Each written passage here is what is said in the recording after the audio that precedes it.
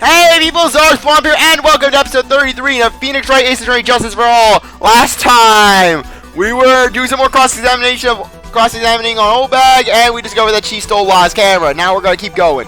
But I'm a huge fan of wands. That's why that infamous puffy-head whippersnapper, she's working with that evil ungod. She said so herself, ungod, I'm his sidekick. She was so happy, smiling like a silly duck. Yes, ungod needs sidekicks. And then the killer, he's like, and then the killer, meanwhile, he's hearing this, he's just crying a little. He's just like, just a little tears coming down, streaming down his monocle, just out his monocle. I was only checking what she had written. Edgy Poo, you believe me, don't you? I was only trying to help out like the angel I am. You an angel? If you're an angel, I sure as hell don't want to know what a demon looks like. It's only one little piece of paper. I've never taken anything else before. You really should come with a supply of cheese to match your vintage wine. Well, it was only a piece of paper. I suppose we can overlook this just this once. She looks like she's really sorry. Should I forgive her? Pile on more pressure! If I let up on her now, she'll get away. I have to find some way to inflict a deafening blow on the prosecution. Witness? You said that the only thing you saw was that note. Is this correct? Stole? Why don't you listen more carefully, you annoying brat? I saved this piece of paper from the terrible, lonely trash can, that's all. You're lying, damn it, and I can prove it! You know it's serious when Phoenix is saying damn. Hell, even in the M-rated Dual Destinies, Phoenix doesn't even say anything really explicit. Are you putting my credibility under scrutiny again? Like you had any credibility from the start. Miss Oldbag, I don't believe that the note is the only thing you stole that night. Lada's camera. Miss Oldbag, that note was with a camera inside this case, wasn't it? A camera? Yesterday, Lada Hart was raising a huge stink over her camera. She kept saying something like, my sweetie $1,600 camera disappeared on me. What? Witness! What is it, Gramps? If you have the note, then it is only logical that you had the camera too. Grr, looks like you found me out again, Sonny. Is this the camera you're looking for? Ah, that's... What? Even though I look like this, I'm still a person, you know. I still eat meals like you. I fall in love and borrow things from people. I think your definition of borrow is a little off. I saw that woman's business card, and that's when I noticed it said, Slimebag Celebrity Photographer Extraordinaire. Well, when I saw that, I had to know what sort of pictures she had taken. I'm a professional security guard. It's my business to know these sort of things. Bailiff, check this camera's photos. Hurry! We must examine them at once!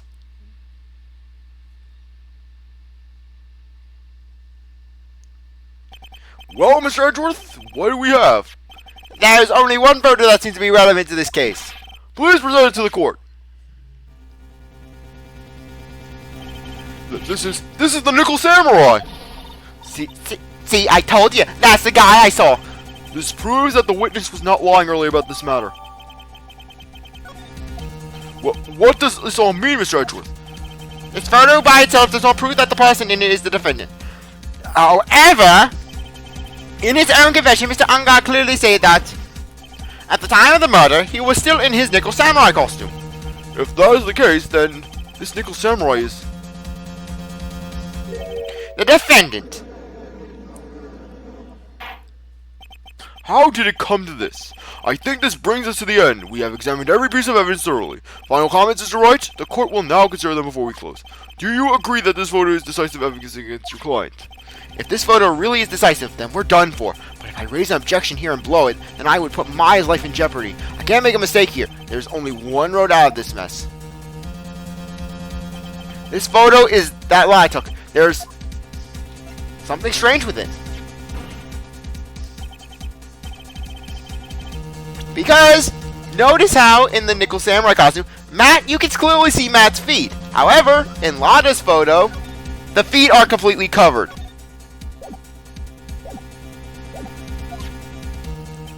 I knew this was coming, right? Your thoughts, Mr. Edgeworth? I think we can all agree that there is nothing strange with this photo. There is no way for the defense to debunk this photo, even with a bunker buster. Debunk with a bunker buster? Is that what you're planning to do, Mr. Wright? Yes, Phoenix has nuclear weapons on his side. Nuclear bluffs. He has yellow keg bluffs. Anyways, please look at the photo one more time. If you really believe you can honestly find something wrong with this photo, then you should only need one chance, correct? Well, I have to find something wrong with this photo. I can't let this chance go by. And I'm gonna save the game, okay? Not that I don't believe in my skills. Not that I'm shaky in my confidence. But I want to be safe than sorry. Where in the heck did she take this picture anyways? It's all out of focus. Why can't she take a good shot? Especially when it counts. Now then, let's hear your objection. What about this photo is strange?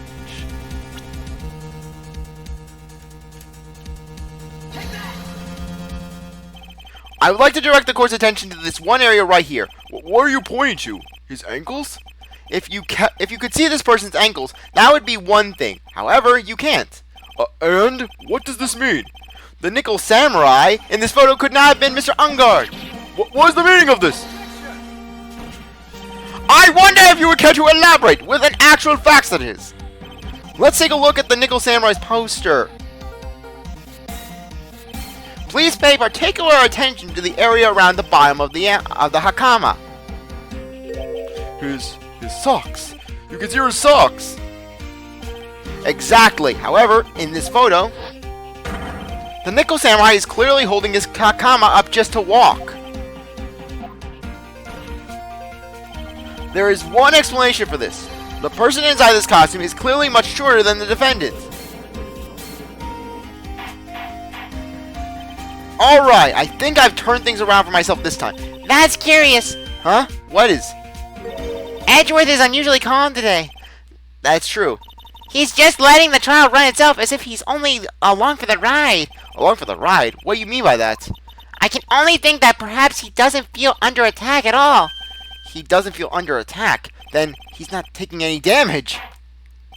Mr. Edgeworth, where does this leave us? If the person in this photo is not Mr. Ungard, then everything the prosecution has tried to prove has become meaningless.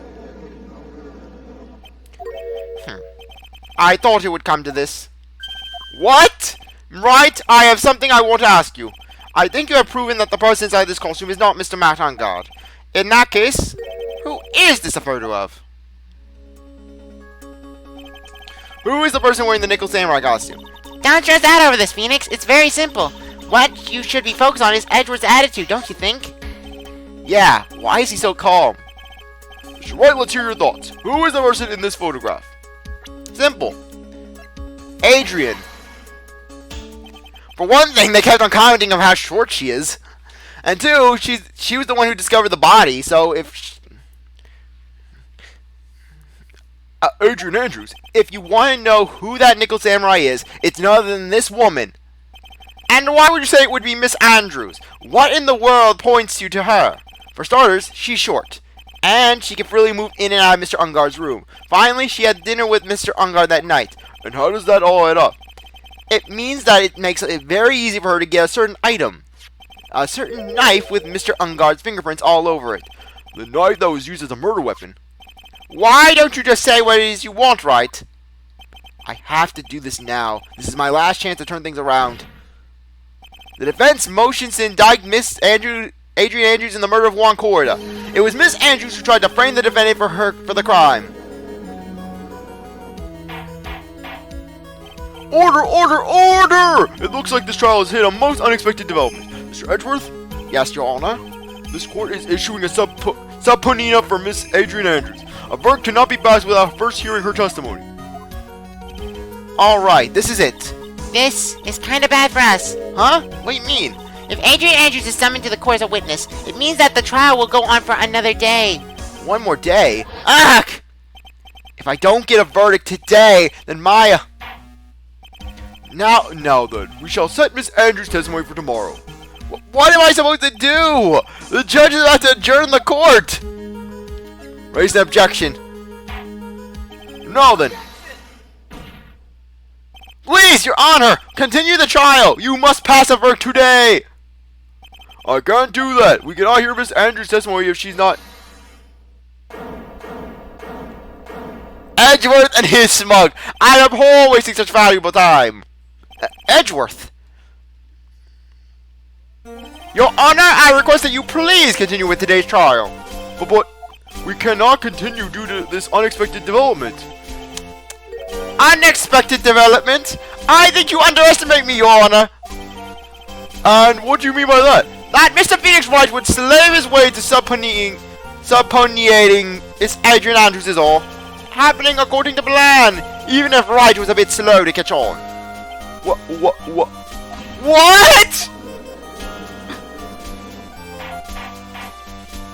What is the meaning of your statement, Mr. Edgeworth? Miss Andrews is currently waiting in the prosecution lobby, which is much nicer than the defense lobby. Literally, our lobbies are nice. We have vending machines, and televisions, and all sorts of comfy couches. What does your lobby have, Wright? A picture and a plant. Your lobby is sad. She's the next witness. Everything was planned out in advance by that man. Somehow I knew there was no way Edgeworth will overlook Miss Andrews. Looks like this battle is far from over. Exactly. Very well. We will call the next witness. However, before we proceed, we shall take a 10-minute recess. Please prepare your witness in that time, Mr. Edgeworth. The court will now take a 10-minute recess.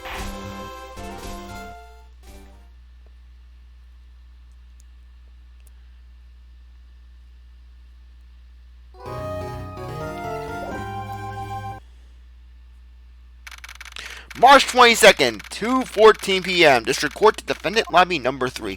Dude, I can't believe that Adrian. No way, not cool and collected Adrian Andrews. Not the woman who despises my very presence. She's your manager. It would have been very easy for her to pull this off.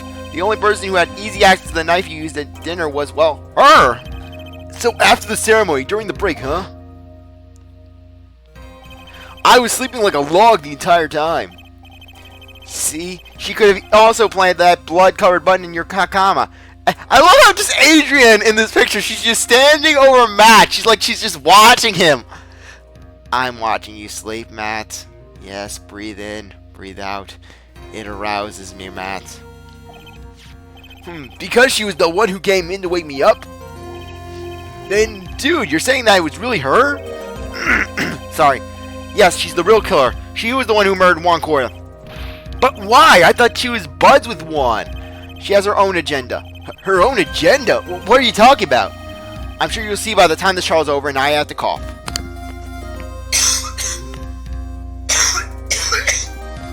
Okay, sorry about that. It'll be alright. I'll get you acquitted by the end of the day. Give me a verdict that's refreshing like a spring breeze, okay, Mr. Lawyer Dude? Phoenix, you think that her motive is related to Celeste Impact's missing suicide note, right? Yes. Miss Andrew depended on Miss Impact's for her strength and will to live. But then Miss Impact suddenly killed herself. It sounds like she left a suicide note, and the person thought to have hidden it. Is Juan Corda. It's Juan Corda, the victim of this murder. And that's why I think that Miss Andrews got close to Mr. Corda, all to get the suicide note back. That sounds plausible, but one thing bothers me. What? Who was it that first told us about their relationship? Better stated, Miss Andrews' codependency with regards to Miss Impasse. It was Edgeworth. It looks like he's still the one in command of this ship. Don't let your guard down yet. Okay. March 22nd, 2:25 p.m. Okay, District Court Room Number 3, yes. Court will now reconvene. Now then, Mr. Edgeworth, if you please. The prosecution calls the witness subpoenaed by this court. Miss Adrian Andrews, the person who discovered the crime in Mr. Juan Corda's room. What is your occupation? I am the manager of the defendant in this case, Mr. Matt Ungard. I see, now then. Before we begin, Your Honor, I have one request. Yes, sure, what is it? I'm sure everyone in this room is wondering the same thing, and would love to find out more about my relationship with the victim. After all, it was the topic of a certain weekly magazine recently. Oh, no, I have no idea what you mean. I never even heard of Gossipland. If the judge was ever a prosecution witness, he'd do all my work for me. Anyways, I was wondering if you could please tell us about your relationship to the victim. Yes, I was seeing Mr. Corda. I was also aware of the rivalry that existed between Matt and Juan. It turned me on. It aroused me. But this was a private matter between Juan and myself. So it was a fry and bait matter, or was it bait and fry? Reminds me of fishing. But I didn't kill him. No one accused you of that! I've got a feeling someone will soon. I think we all understand your relationship with the victim now, Miss Andrews. Very well then, witness, please testify to the court about what happened when you discovered the murder had taken place. When I found the body, it was time for the show to start, so I went to get Matt from his room. After that, I went to Juan's room, and there was his dead body. I was in shock. What I saw was, naturally, the exact same scene as that in the crime photo.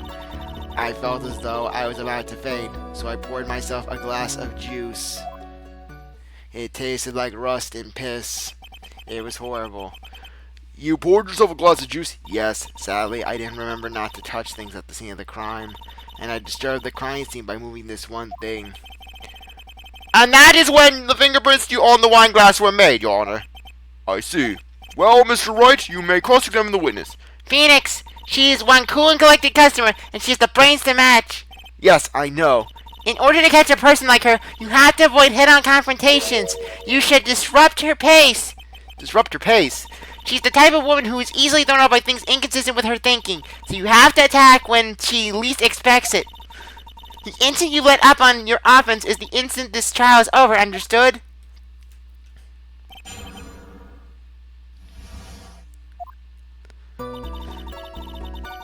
Okay. Let's do this. And what was Mr. Ungar doing at the time? He was taking a nap. And I was watching him sleep. He was worn out from his mini performance as the Nickel Samurai during the ceremony. Mr. Ungar did say he was taking a nap. Then I guess you could say it could not have been taken out of his room, yes? Excuse me, what are you? Right, I thought years of school would have taught you how to construct a sentence. If you can't make a sensible sentence with a subject, then I'll make one for you. Watch. Did you, Miss Adrian Andrews, remove Mr. Ungar's knife from his room? No. Subject, verb, object, right. Did you skip basic grammar? The witness may continue. You have no excuse, right? We were in the same 4th grade class. After that, I went to Juan's room. And why did you do that? As a friendly gesture, Juan was to make an appearance with the other heroes. So the show was supposed to be a show of friendship, huh? Is that the only reason? I beg your pardon. What are you implying? You had a certain goal in mind when you started to get close to him, correct? So perhaps you have a more personal matter to discuss with the victim. Sorry, but I didn't have any such intentions in mind at the time. I can't get her to talk without a strong piece of evidence, I guess. May we continue now? Witness, what did you see when you got to his room?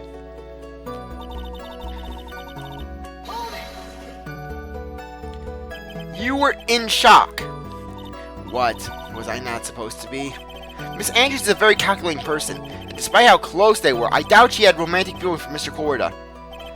Anyone randomly stumbling upon a dead body would be in shock, and you can't seriously expect that a young beauty like her would not be in shock. Somehow, I don't think beauty has anything to do with being shocked or not. I'm beautiful, and I was shocked when I thought that Robert Hammond was killed, right? Are you saying I'm not beautiful? I see.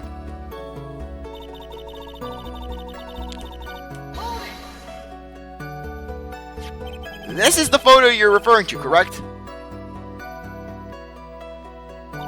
Yes, the one with the knife lodged in his chest. And the guitar case was like this too. Yes, it was open and empty, of course. And then what did you do next, witness?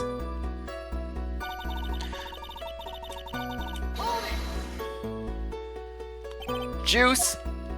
Yes, there was a bottle of tomato juice on the table, so I helped myself. But you didn't drink any of it, did you? There were no lip marks left on... Sorry, there were no lip marks left on this wine glass. This is just that... Sorry, hiccups. Anyone drank from it? I wasn't feeling terribly great, so I set the glass down without drinking it. Miss Andrews, I would like to confirm with you one more time. When you discovered the dead body of one quarter, you were in great shock. And that's when you poured yourself the glass of juice, correct? And what of it?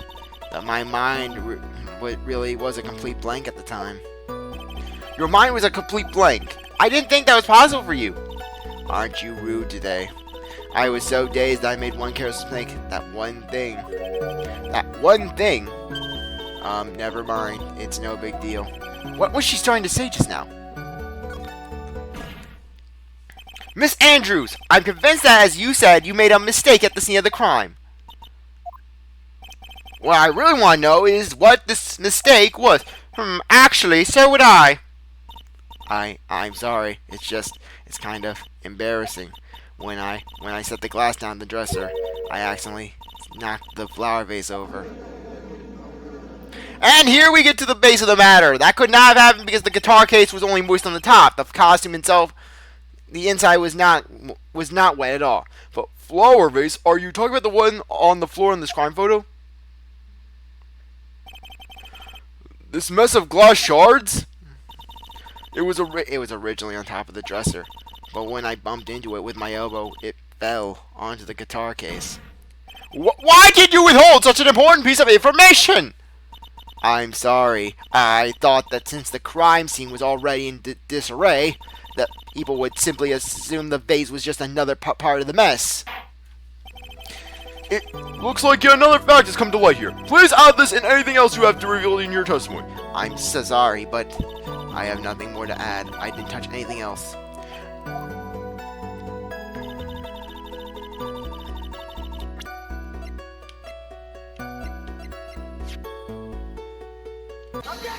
Yep, guitar case. Now, I knew it was either the guitar case or the photo.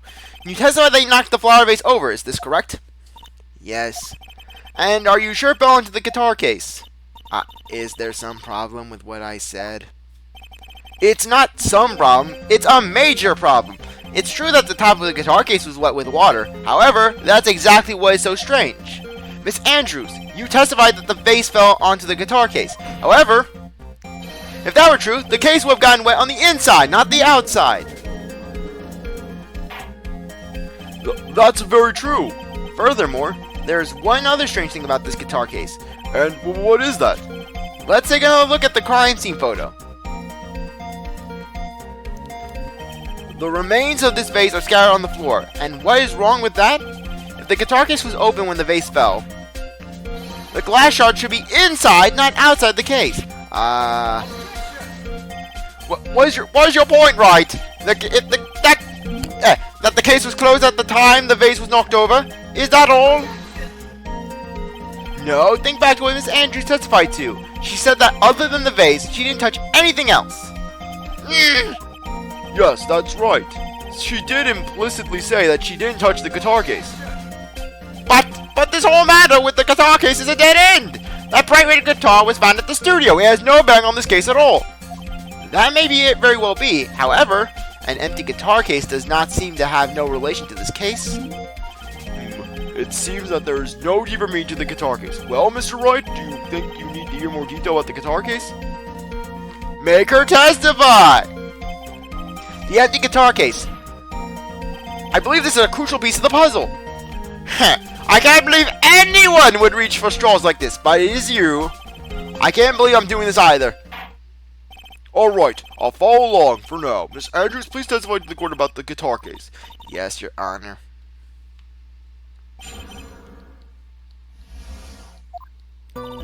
I don't remember too clearly because I was a bit dazed. I suppose I must have opened the guitar case after I knocked the vase over. It's not a big deal though, right? The case was empty after all. As for why I opened the case, even I don't know. It looks like this really wasn't a very important point. This wastefulness is such a familiar feeling by now that it's almost comforting. Anyways, I'll just go ahead and start the cross-examination. Using any way to change the topic, a convenient escape for a weak man. Really, I would love Too bad we never get to see Edgeworth and Francisca behind the prosecutor's bench at the same time. That would just be magical. They would just be working off each other so well. Okay. During your testimony just now, did you remember those events clearly in your mind? Well, you see. Are you sure you are the one who opened the guitar case? She's waiting for someone to tell her if she should answer or not. Her codependency is coming through, huh? Well, Miss Andrews? Yes, it was me.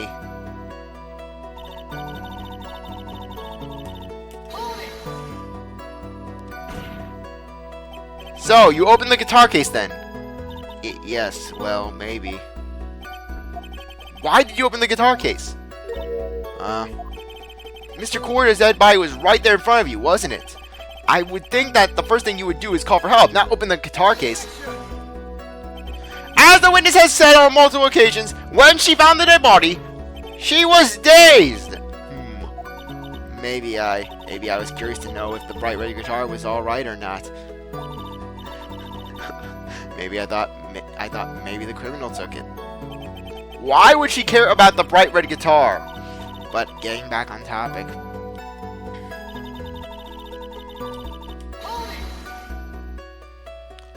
Was it really empty? I was just wondering if maybe when you opened the case, the guitar was still inside. How long have you been a lawyer, Mr. Wright? Have a little professionalism. The bright red guitar was found at the studio. These trials would be over in half the time if you would just pay attention. Yes, pay more attention, Mr. Wright. Sorry.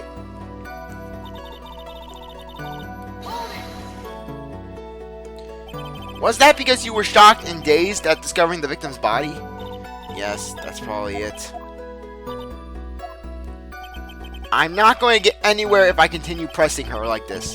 The only way to make her talk is with evidence. I guess I should give it a try. Come on, Phoenix. We can't afford to let up on her now. I wasn't planning on laying up, but... She's at her weakest now, so this is our chance. Yeah, if we had a weapon to hit her with. I'm sure a weapon is hiding somewhere in this court record, waiting to be found. Okay, what is it? What is it?